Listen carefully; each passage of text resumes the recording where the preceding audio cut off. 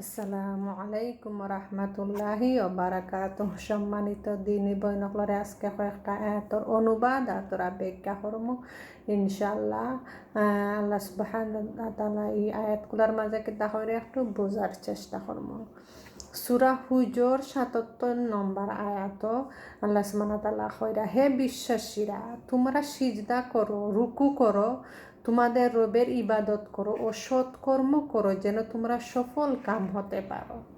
আল্লাহ উপদেশ দিরা আর কি রুকু সিজদা মানে নামাজ পড়ার লাগে আর সৎকর্ম করার লাগে, আর যাতে তোমরা কিয়ামতের দিন সফল কাম হইতে পারো, বেহেশত পাইতে পারো। আমরা সবই আলহামদুলিল্লাহ নামাজ পড়ি। নামাজ এমনভাবে পড়া কি যাতে আল্লাহ আমরারে দেখরা অথবা আমি আল্লাহরে দেখরাম, ওলাখানা কি নামাজ পড়া। যে উড়া তাড়া করি খালি একটা স্মরণ রাব্বিয়াল আলা স্মরণ রাব্বিয়াল আলা স্মরণ রাব্বিয়াল আলা ইলা না কইয়া সুন্দরভাবে ধীরে সুস্থে নামাজ পড়া, যাতে আমি আল্লাহর লগে মাতরাম, আল্লাহর লগে আল্লাহর সামনে খাড়া হইছি। আর নামাজের মাঝে সব কিছু চাওয়া আগে যার ইচ্ছা মতো চাওয়া যায়।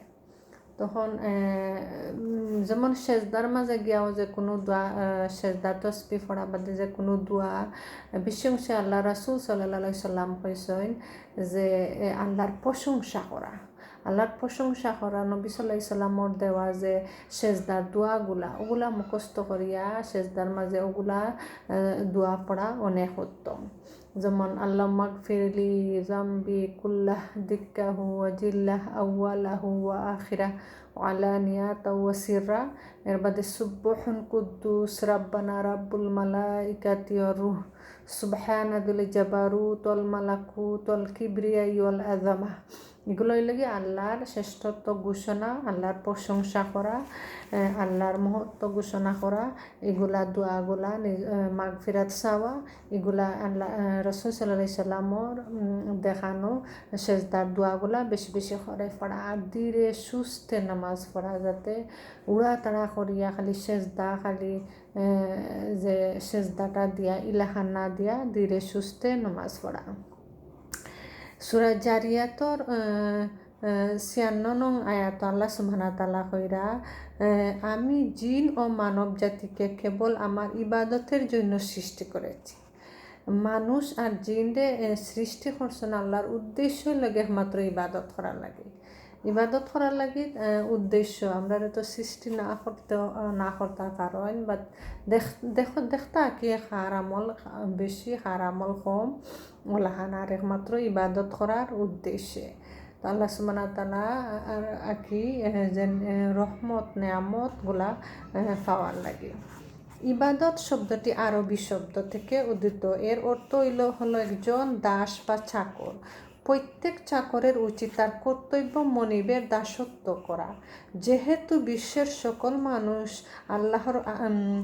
আল্লাহর দাস তথা চাকর, তার সব মানুষের উচিত আল্লাহ তাআলার দাসত্ব করা। যখন আপনি আল্লাহর নির্দেশ মেনে চললেন, তখনই আগে ইবাদত করলেন, যার বা আল্লাহর দাসত্ব করলেন। অনুরূপভাবে যে কোনো কাজগুলো নিষেধ করেছেন আল্লাহ তাআলা সেগুলো থেকে বিরত থাকেন, তবে আল্লাহর ইবাদত বা দাসত্ব করা হবে। যেগুলো আল্লাহ সুবহানাহু ওয়া তাআলা নিষেধ করছেন এগুলো তাকে মানিয়া চলা, আর আদেশ করছেন এগুলা করা, তাহলে বুঝলা যে আল্লাহর দাসত্ব করছেন। অধিকাংশ মানুষের ধারণা নামাজ হচ্ছে ইসলাম ধর্মের একমাত্র ইবাদত। এটি সর্বাধিক ভুল ধারণা। ইমানের পরে সর্বোত্তম ইবাদত হলো নামাজ। তবে এছাড়া আরও অনেক ইবাদত আছে। আল্লাহর আদেশ মান্য করা আর নিষেধ বর্জন করা নামই ইবাদত। নামাজ হচ্ছে সেসব নির্দেশ বাস্তবায়ন করতে হবে, তাদের মধ্যে একটিও অন্যতম।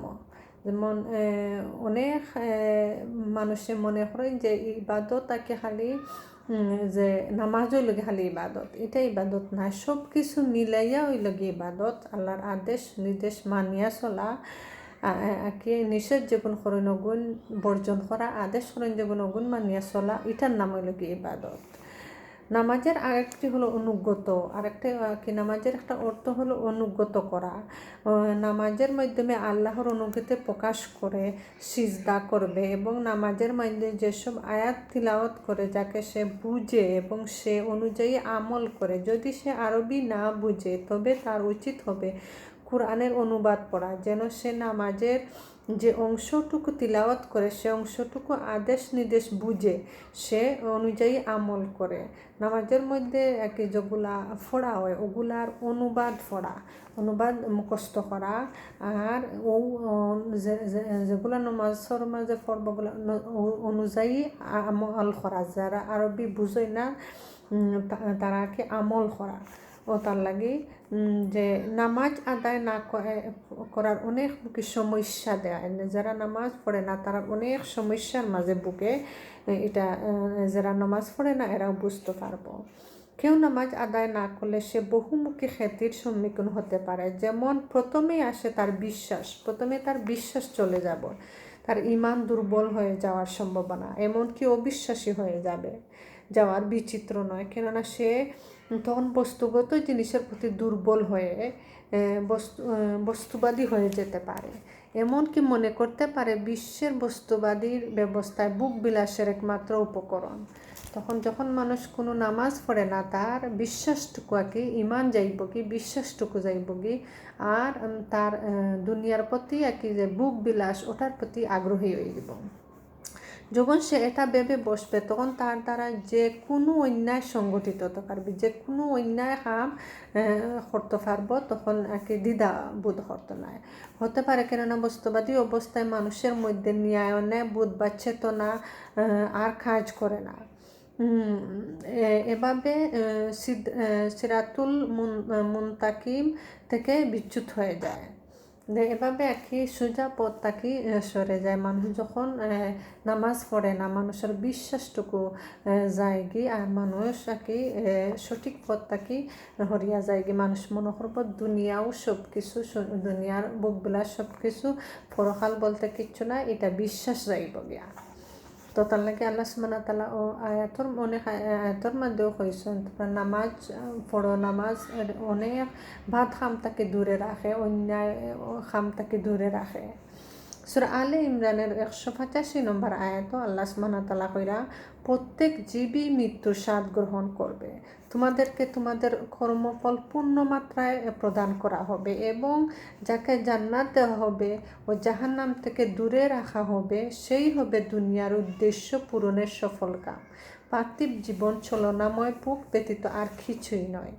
যে আয়াতের মাঝে অনেক সুন্দর করে আল্লাহ সুবহানাহু ওয়া তাআলা বুঝাইয়া দিরা যে প্রতিটা মানুষও মরতে হইব, মানুষের সব মরণশীল, সবই জীবজন্তু মাত্র মরণশীল। তারা সেও লম্বা টাইম হায়াত পাইবা, সেও বাড়তি টাইম হায়াত পাইবা যার জির হায়াত অনুযায়ী, বাট সবও মরতে হইব।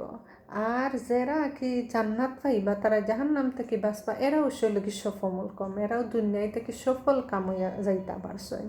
আর এরার দুনিয়ার উদ্দেশ্য পূরণ হইব, এরাও আর কি লাভবান হইবা। আর আল্লাহ সুবহানাহু ওয়া তাআলা পরে কইরা যে পার্থিব জীবন, যে আমরা পার্থিব জীবন এটা ছলনাময়, এটা চলমানময়, দুঃখাময় আর বুক ব্যতীত আর কিচ্ছু নাই। দিনের বুক আর চলনাময় ব্যতীত আর কিচ্ছু নাই। এই আয়াতটা কি গভীরভাবে যদি চিন্তা করেন তো অনেক কিছু আর কি একটা মনটা নরম হইব, আর মনটা কি যেমন আল্লাহর দিকে ঝুঁকিয়া পড়ব। এই অনেক মানুষ যেমন চিন্তার মাধ্যমে আর কি মনরে নরম হতে পারেন, করতে পারেন। সূরা আনফালের 2 নম্বর আয়াত আল্লাহ সুবহানাহু ওয়া তাআলা কইরা সত্যিকারের মুমিন তারাই যাদের হৃদয় কম্পিত হয় তখন আল্লাহকে স্মরণ করে, যখন আল্লাহকে স্মরণ করে এবং আল্লাহর আয়াত তাদের নিকট তিলাওয়াত করা হয় তখন তাদের ঈমান বৃদ্ধি করে। যে সত্যিকারের মুমিন তারাও যারা আল্লাহর কথা, আল্লাহর যে কোনো কিছু উপদেশ শুনলে অন্তর হাফিয়া উঠব, আল্লাহরে দিয়ে একটা বই আইব, ডোর আইব, অন্তর হাফিয়া উঠব, এরা হইল কি সত্যিকারের মুমিন। আর যখন তারার কাছে কোরআনের আয়াত কোনো বাণী পৌঁছানি হয় তখন তারার ইমান আরও বৃদ্ধি করে। যেমন একটা ডর আল্লাহর একটা যে ডর বই একটা যে কোনো ডরর আয়াত বা যে কোনো বালা আয়াত শুনলে আগ্রহী হইয়া শোনার চেষ্টা করব। আর যে শুনতে একটা বালা পাইব ইটাই কেটা করব ইমান বৃদ্ধি করব। ইমানের অনেক স্তর আছে, অনেক স্তর আছে। মানুষের ইমান কমেও বাড়ে, অনেক সময় আছে মানুষ কমতে কমতে একবারে হয়ে যায়, অবিশ্বাসী হয়ে যায়। আর অনেক মানুষ আছে আর কি ইমান বাড়তে বাড়তে বাড়তে বাড়তে মানে অলিও হলো লাখান, অলিও তো আর কি যেমন পবিত্র তারা নেকগার মানুষ তারা লাখান হয়ে যায়। আল্লাহ সুবহানাহু ওয়া তাআলা আমরারে বুঝার আমল করার তৌফিক দান করতা, আমরার অন্তর নরম করিয়া দিতা। আর আমরারে কে মুস্তাকিম আল হাদি যিনি পথ দেখান বা হেদায়ত করেন, আমরারে পথ দেখাই তার হেদায়ত করতা আল্লাহ সুবহানাহু ওয়া তাআলা আমরারে জাযাকুমুল্লাহু খাইরান।